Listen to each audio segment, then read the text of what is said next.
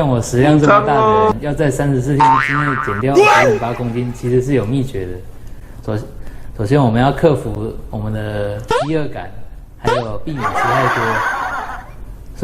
所以我会在饭前20分钟先吃2颗益德净，搭配300cc 的水，然后等待20分钟之后再开始吃我的正餐。